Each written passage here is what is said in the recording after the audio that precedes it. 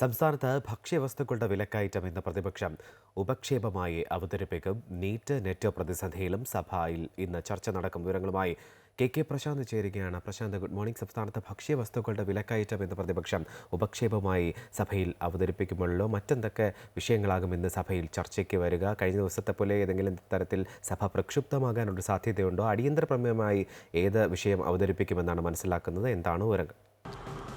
ഇതുവരെ പ്രതിപക്ഷം അടിയന്തര പ്രമേയത്തിന് നോട്ടീസ് നൽകിയില്ല. ഈ വിഷയം ഏറ്റവും പ്രധാനപ്പെട്ട വിഷയമായി വിലക്കയറ്റം ഉയർത്തിക്കൊണ്ടുവരാൻ തന്നെയാണ് പ്രതിപക്ഷം തീരുമാനിച്ചത്. അടിയന്തര പ്രമേയത്തിൽ വന്നു കഴിഞ്ഞാൽ ഒരുപക്ഷെ തള്ളിപ്പോകുന്നതുകൊണ്ടാണ് ഉപക്ഷേപം കൊടുത്തുകൊണ്ട് വിഷയം ചർച്ച ചെയ്യാനുള്ള നീക്കത്തിലേക്ക് പ്രതിപക്ഷം കടന്നിരിക്കുന്നത്.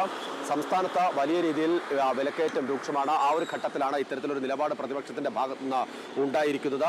സപ്ലൈകോ സംവിധാനം ആകെ പാടെ തകർന്ന തലത്തിൽ തന്നെയാണുള്ളതെന്ന് പ്രതിപക്ഷം ആക്ഷേപം ഉന്നയിക്കുന്നു.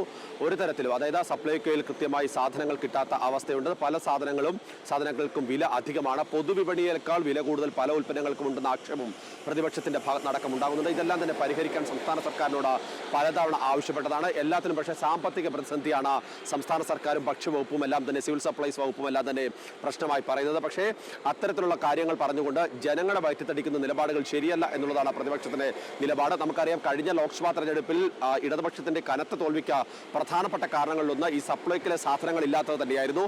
ആ ഒരു പശ്ചാത്തലത്തിൽ ആ വിഷയം വളരെ സജീവമായി തന്നെ നിലനിർത്തുക എന്നുള്ളതാണ് പ്രതിപക്ഷത്തിന്റെ തീരുമാനം. ഏതായാലും ശക്തമായ ആ വിഷയം ഉന്നയിക്കും. മറ്റൊന്ന്, നീറ്റ് നെറ്റ് പരീക്ഷകളുടെ ക്രമക്കേടും അതുമായി ബന്ധപ്പെട്ട പ്രതിസന്ധിയുമാണ്.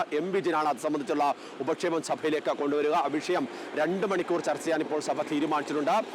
നിലവിൽ സംസ്ഥാനത്തും രാജ്യത്താകെ തന്നെ അത് പ്രതിസന്ധിയാണ്. സംസ്ഥാനത്തും സമാനമായ രീതിയിൽ വലിയ രീതിയിൽ വിദ്യാർത്ഥികളെ ബാധിക്കുന്ന വിഷയമായി നീറ്റ് നെറ്റ് പരീക്ഷകളുടെ ക്രമക്കേടും അതുമായി ബന്ധപ്പെട്ടുള്ള പ്രതിസന്ധിയും ഉയർന്നു വന്നിട്ടുണ്ട്. ആ വിഷയം സഭയിൽ തന്നെ ഉയർത്തിക്കൊണ്ടുവന്ന പ്രതിപക്ഷത്തിന്റെ സഹകരണത്തോടുകൂടി തന്നെ സഭയ്ക്കും സംസ്ഥാനത്തിനും ആകെയുള്ള ആശങ്ക കേന്ദ്ര സർക്കാരിനെയും ബന്ധപ്പെട്ട ഏജൻസികളെ അറിയിക്കാനുള്ള നീക്കമാണ് സർക്കാരിന്റെ ഭാഗത്ത് ഉണ്ടാകുന്നത്. ഏതായാലും സഭ പ്രക്ഷുബ്ധമാകും. കാരണം വിലക്കയറ്റത്തിന്റെ കാര്യത്തിൽ മന്ത്രിയുടെ ഭാഗത്ത് നിന്ന് നേരത്തെയും എടുത്ത നിലപാടെന്ന് പറയുന്നത് നിലവിൽ അതിനാവശ്യമായ നടപടികൾ സർക്കാരിന്റെ ഭാഗത്ത് നിന്ന് ഉണ്ടാകുന്നുണ്ട്. വരുന്ന മാസങ്ങളിൽ തന്നെ ഇതെല്ലാം തന്നെ പരിഹരിക്കുമെന്നുള്ളതാണ്. നമുക്കറിയാം, ഇതിനു മുമ്പുള്ള നിയമസഭാ സമ്മേളനത്തിലും സിവിൽ സപ്ലൈസ് മന്ത്രി GRL പറഞ്ഞത് ഇത് തന്നെയാണ്.